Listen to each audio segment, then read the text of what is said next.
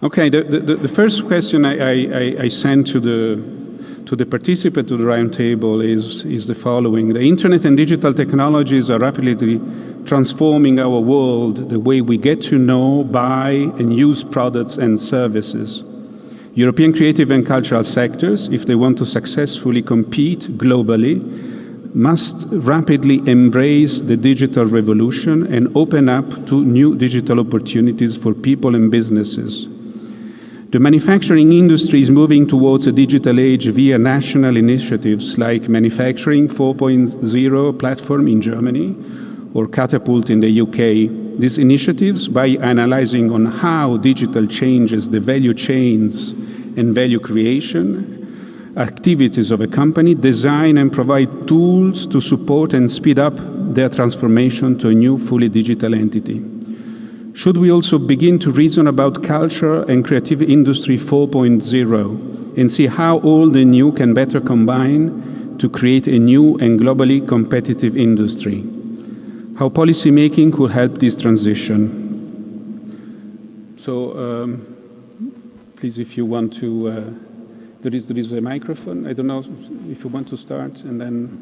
So the question is about should we reason about culture and creative industry 4.0 and how policy making could help this. I'm not very familiar how far the creative industry discussion has evolved, so whether we are at the stage of 2.0 or 3.0 or 4.0. So, but in principle, my answer would be yes. And it follows the speech I made that I really think that we have to focus more on the non-regulatory side of policy as well.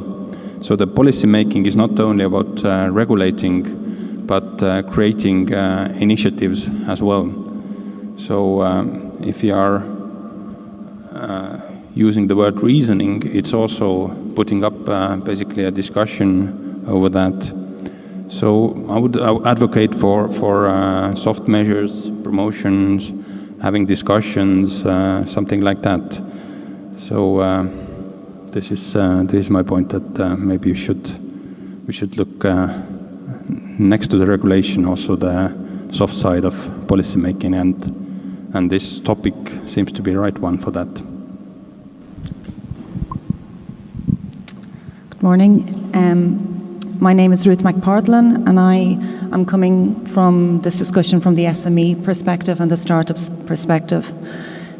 So I think I'll just share some of my insights in working with cultural institutes and education institutes as an SME, and then in developing a startup platform in the school book market.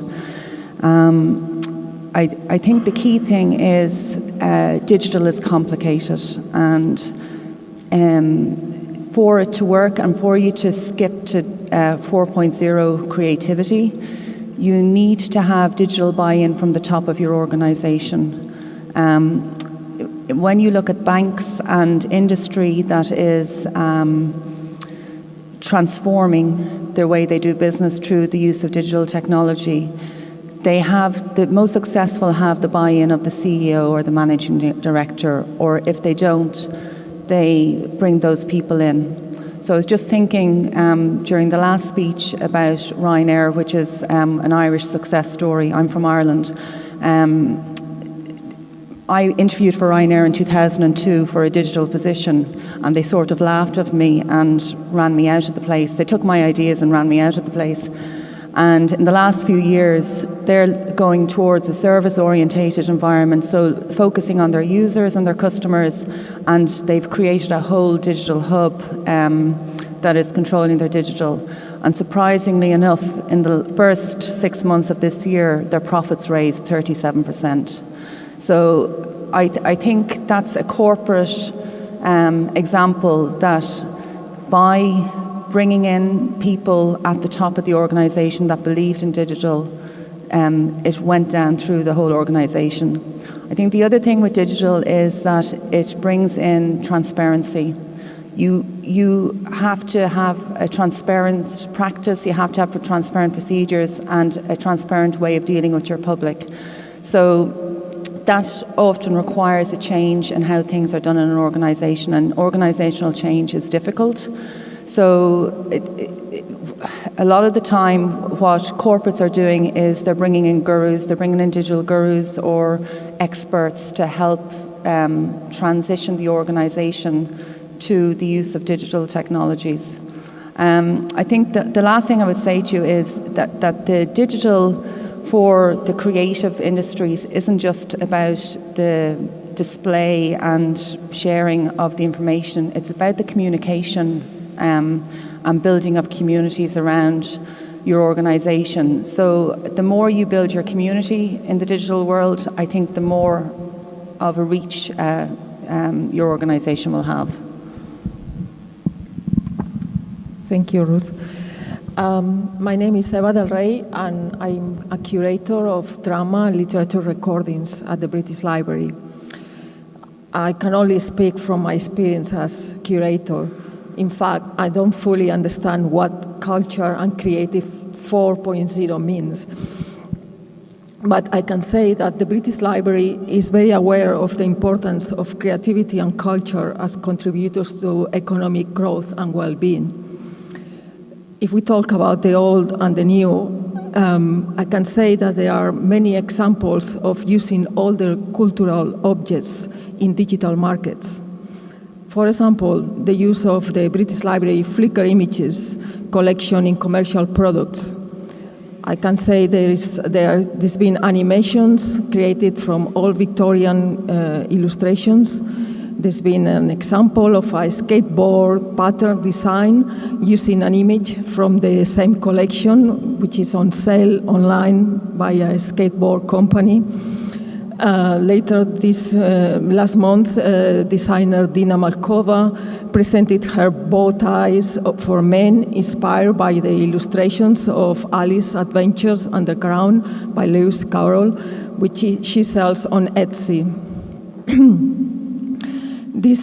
All these examples are clearly explained in the British Library digital scholarship blog, which is normally published by my colleagues Nora, Ben, or Stella. You can see many other examples there. There's been 25 million images that have been released by the British Library under open license since 2012. And these are copyright-expired materials to be reused for any purpose. As Marshall McLuhan said in 1964, the medium is the message, meaning that any technology gradually creates a total new environment. He was talking at the time about electronic age, but it also applies to the digital age. McLuhan also said that the medium shapes and controls the scale and form of human association and action. For instance, European space has an interdisciplinary character and is bringing together mediums, disciplines, and fields that have previously been kept separated, along with their historical, intellectual, and socio-political context. That includes ethnographic inquiry, because we are different countries, different cultures, interviews, techniques, movement analysis, digital technologies, sound, video, textual analysis, and writing, among others. As participants in the project, we are all learning new skills that we will take with us into our next projects. Also, European Space provides a way of rethinking the canon through critical communicative methodologies. In her book about performance, The Archive and the Repertoire by Diana Taylor, she talks about performance as scenarios of discovery. And certainly we can extrapolate this concept to think about what European Space is doing. European Space is creating scenarios of discovery, allowing to bring to light meaning-making paradigms that structure social environments, behaviors, and potential outcomes. That's all.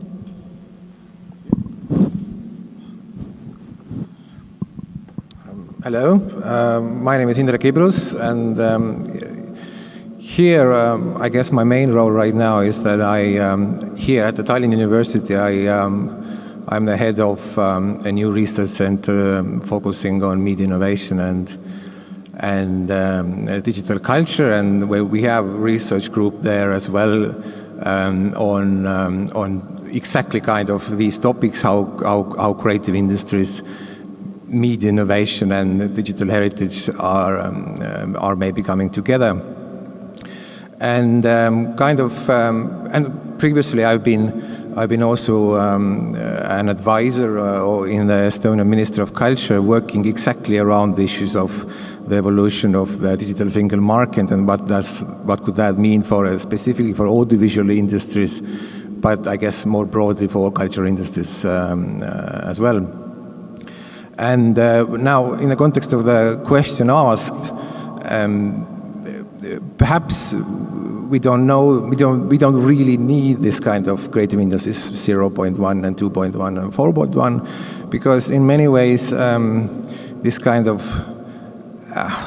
focusing on entrepreneurship and digital opportunities has always been kind of the underlying idea of has been part of the definition of the creative industries since the late 90s, as it was kind of building on the kind of then emergent Californian ideology of startups and making big and scalability and et cetera.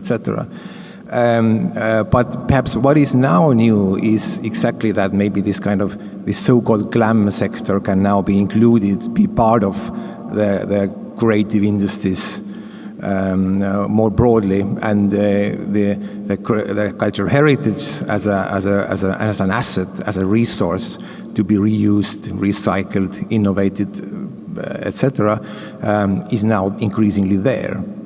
And then the question is, what to do about it.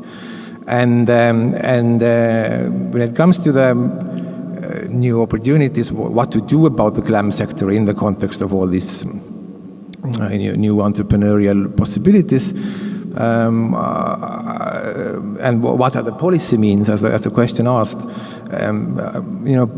Broadly, the policy is divided into two: creating incentives and then regulating the markets. And when it comes to the creating incentives, there are very many different reference groups here. We have the glam sector itself, the memory institutions. We have the digital creative industries, companies that work on content in different ways, but we also have citizens and we have consumers. I mean, people in the both roles, citizens as well as consumers, and we have sort of rest of the economy. And I'm just going to describe one example right now, how to work on these different reference groups. We just very recently, or actually pretty much right now, are launching a new big project here in the Baltic Sea region, which is exactly about bringing the audiovisual sector together with tourism sector, education sector and healthcare sector, and to work around, among other issues, what can we do with the cultural heritage, especially audiovisual cultural heritage, this being a resource and asset, and how to use this, reuse this in the interest of all these different converging industries. So not only what is perhaps a familiar, very, very usual topic is how to use the audiovisual cultural heritage in the new kinds of digital textbooks, but also what can we use it in the context of healthcare industry. So somehow via the familiar cultural topics motivate people to take care of their health more effectively, maybe. So the plan is exactly very similar to Europeana space here, to organize all sorts of events and hackathons, etc., etc. but this is how you probably need to go, very sort of take the hands of these other sector companies and sort of introduce them. Hey, there is the free resource, interesting asset that you can use in your interest, as well as, for instance, when it comes to reference groups such as consumers and the citizens, our strategy is to go to start from the very beginning, to work with children in school, to introduce that, hey, there is tens of thousands of hours of content here. You can use this for self-expression, remixing contents, etc., so that the new generation of people who are familiar with this resource can grow and later, introduce the familiarity of these issues into the creative industries. Wow.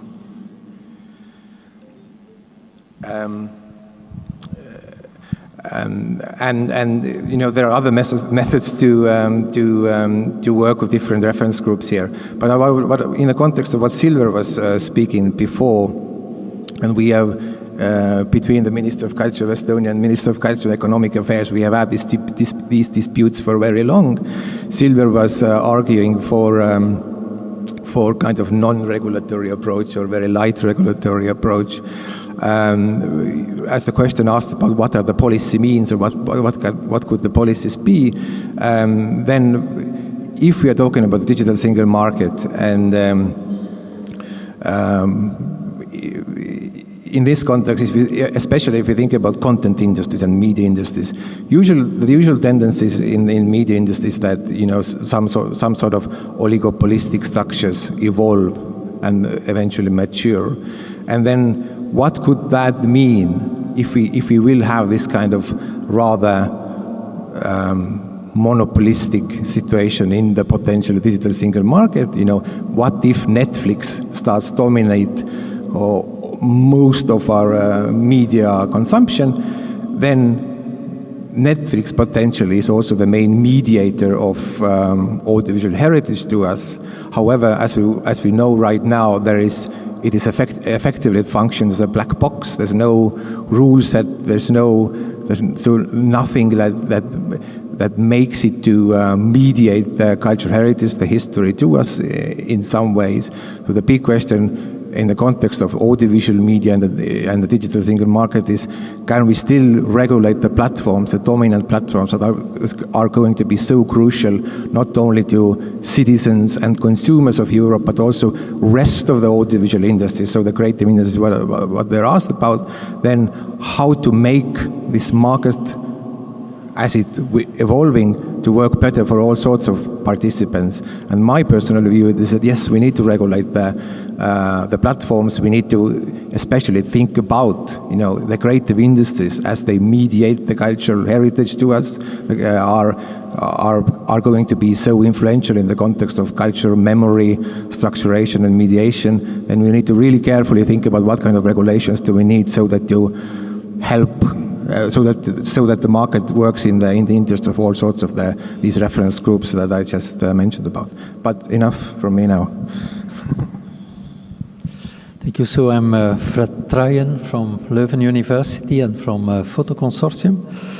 And when I look at this question about the creative industries, I think there is maybe this word industry that puts us in a wrong footing. We are not thinking about the big industrial efforts of the past, which had their supply chains, and I think we shouldn't also confound supply chains with value chains. That is something different.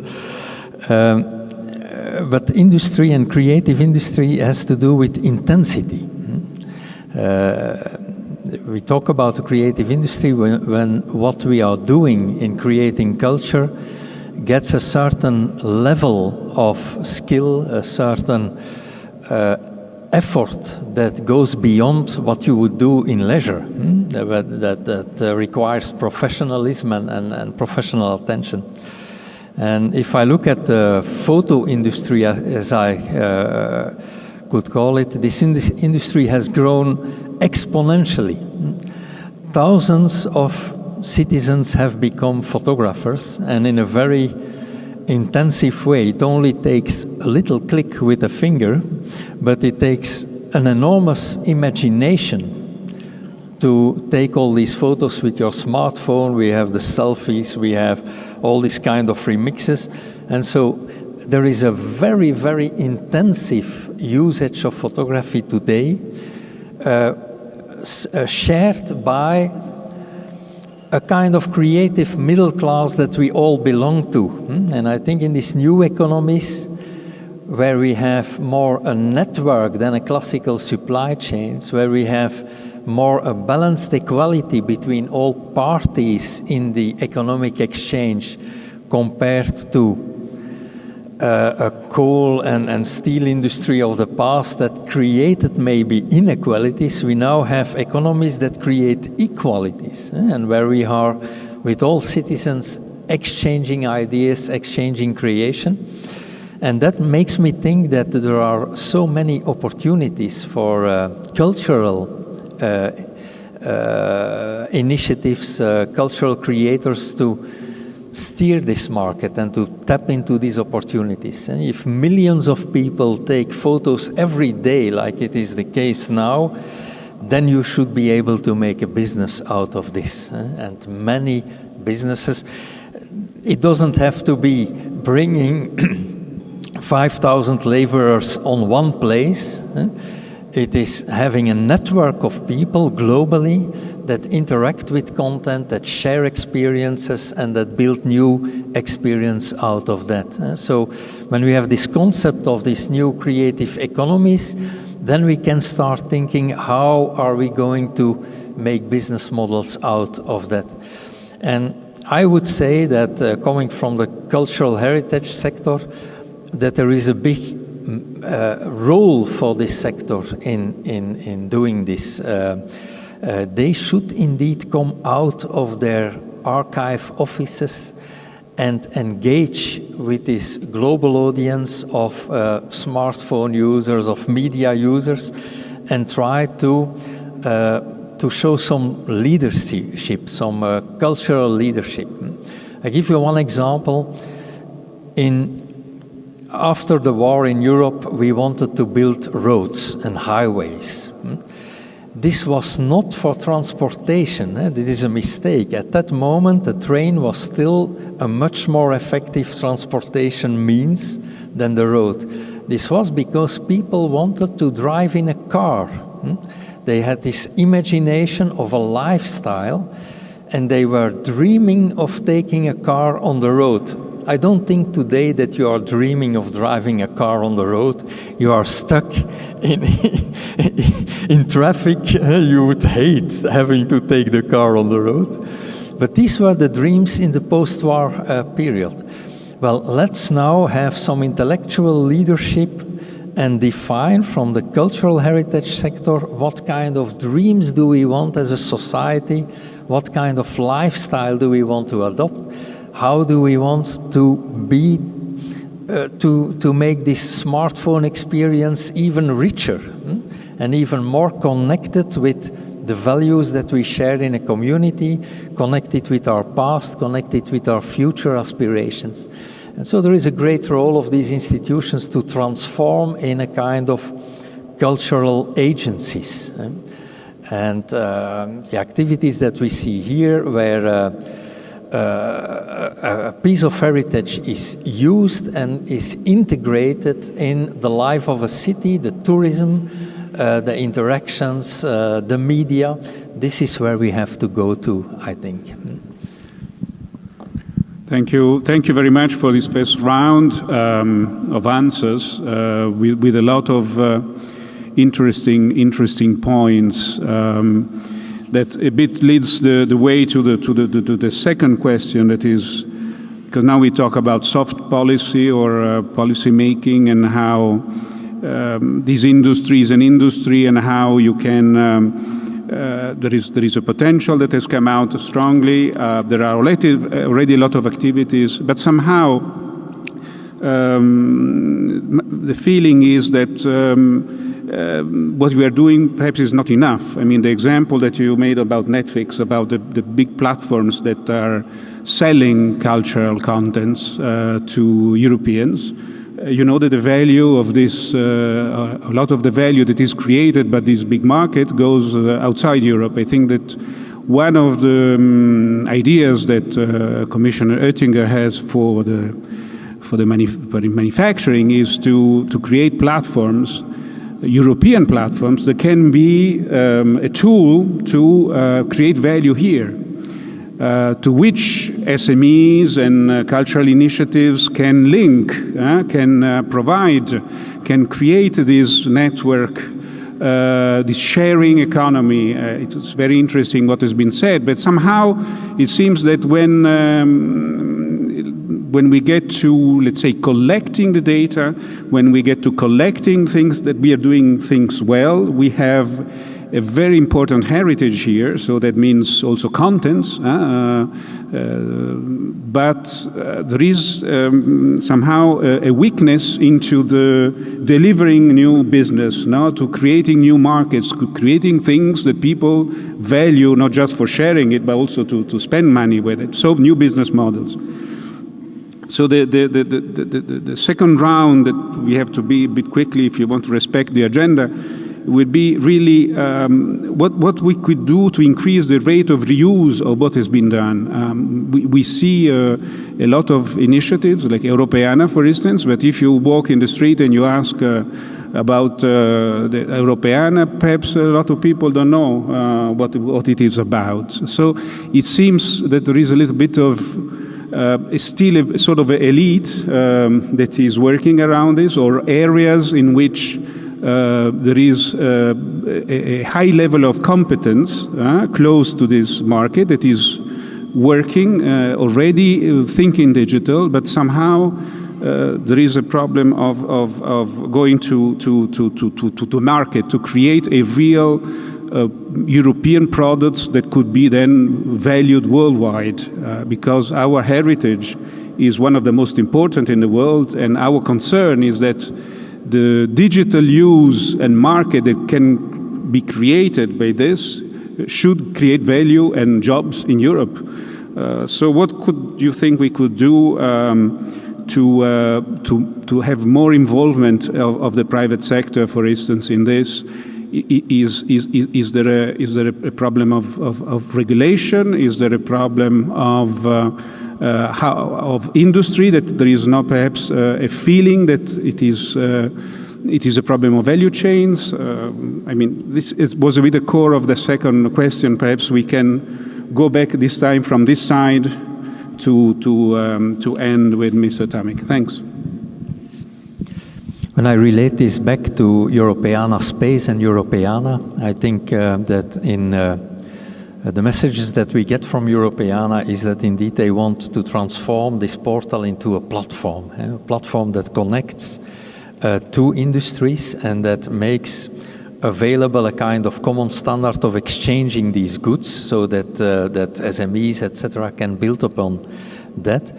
I think in particular in Europeana space, this is what we want to try out. We want to make sure that we can access this cultural heritage in such a way that creators can take a role on it and create businesses out of that and new business models. And what we are hitting there is regulations of past economies.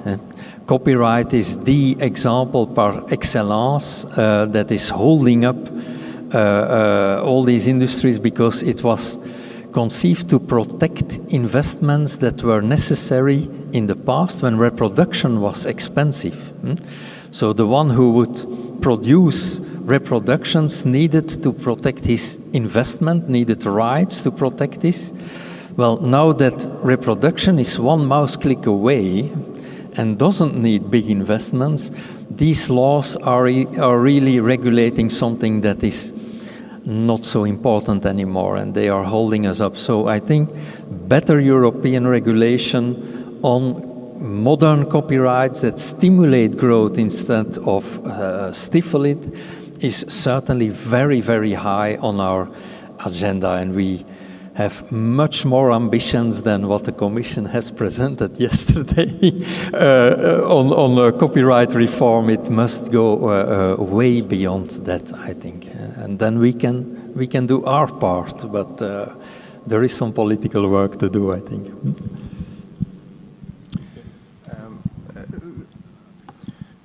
I think it's very difficult to invent a bicycle here. I guess the main keyword in this context is the awareness. I mean, all sorts of market participants need to simply become better aware about each other's opportunities, capabilities, ideas, etc. Me, constantly talking to audiovisual industry people, I'm having constantly this dialogue that, what? Heritage, this is old stuff, this is boring. We are about creating new things. This is our what keeps us going. And then you continue the conversation and realize, yes, actually we could do this and that, and it would be really great. But you need to have these conversations all the time.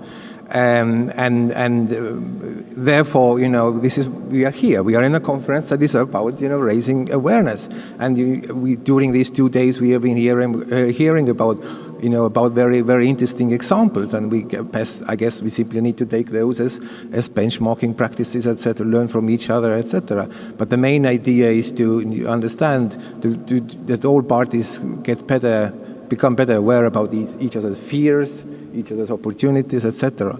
And at the same time, I'm also part-time a kind of innovation scholar, and for instance, here we are right now in Estonia. In the context of Estonia, I'm used to think about in the context of innovation system, so national innovation system. This is a classical innovation theory thing, and how do you make the institutions to interact and coordinate so that the whole system starts facilitating the emergence of innovations. And for instance, here in Estonian context, in the context of audiovisual stuff, I'm constantly saying that maybe we should, totally rethink the functions of different institutions here in this context. So, for instance, public service broadcasting. We have always been thinking about public service broadcasting as a kind of market failure institution. So the market fails. This is why we have public service institutions to do the rest. But perhaps in the context of innovation theory and innovation system thinking, we need to start thinking about market coordination. So what can the public service media institution to do to raise awareness, to highlight the possibilities also for its private competitors maybe. But at least there is this, I think the momentum is there to start really rethinking the functions of existing organizations, and especially perhaps in the context of these very small countries that have the market failure coming here, happening here much more easily. And then the question is, what can we do about these failures a bit differently? But yeah, I'm finished. Thank you. I'm going to be very brief. I think what will help is that we get into a pan-European copyright laws and working more towards the fact that the use and reuse is severely limited at the moment. For example, in UK, unpublished works, however old they are on copyright until 2039, and this is different from other European countries. Also, the UK has been asking the government, including the BL institutions like the British Library, to change this copyright towards 70 years after the death of the author. Also, it will help that the European community finance to digitize European cultural assets, which is not currently supported at the European level. the process of digitization, and it's very, very expensive.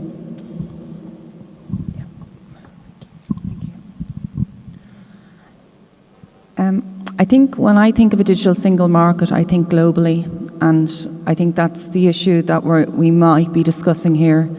And in a European context, I think we all want a giant internet success, and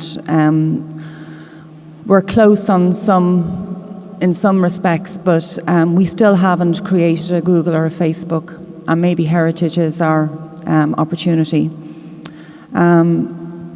In startup world, the ideas come from the practitioners. So in ed tech, it comes from the teachers. In med tech, it comes from the doctors. When you go to pitch to an investor as a startup, the first thing they ask you is, what's the problem?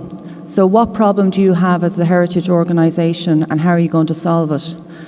In digital services, the most successful projects are multidisciplinary teams, and those multidisciplinary teams include the client.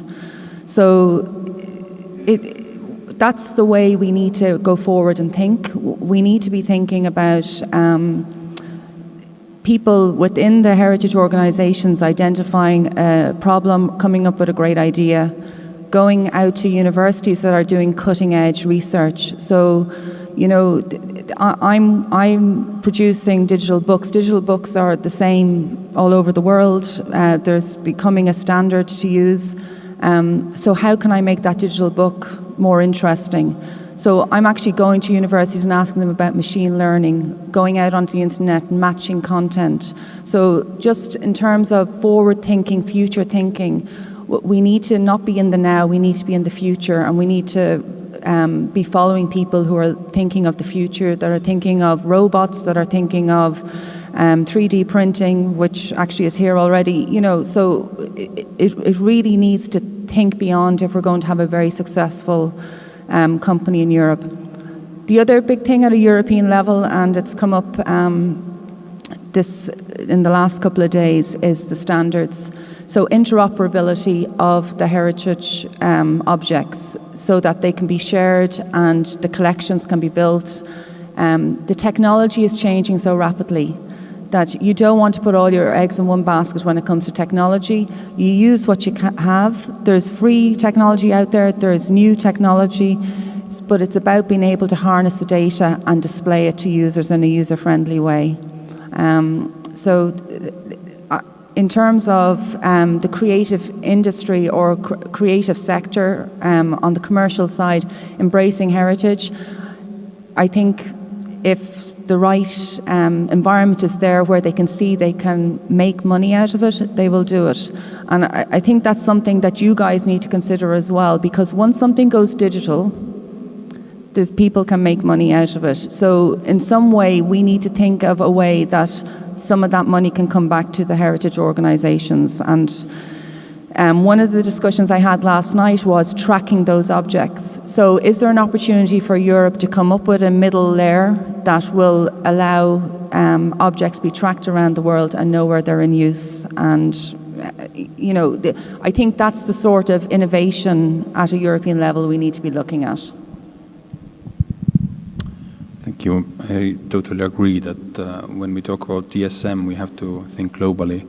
And when we talk about European platforms and their success, we should not fall in a trap to close ourselves, you know.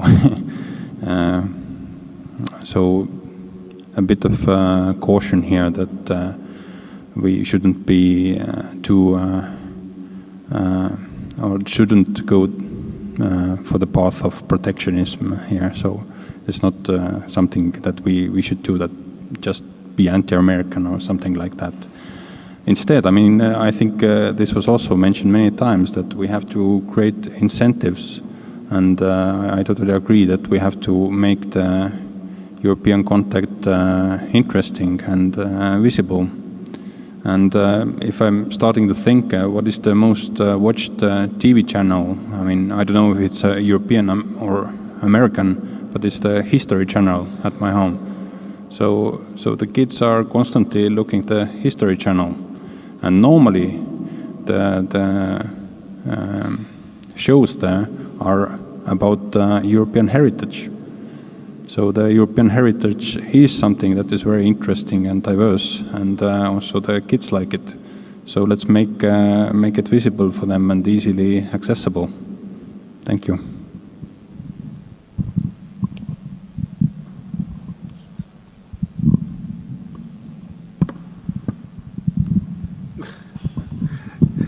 It's very physical, this microphone.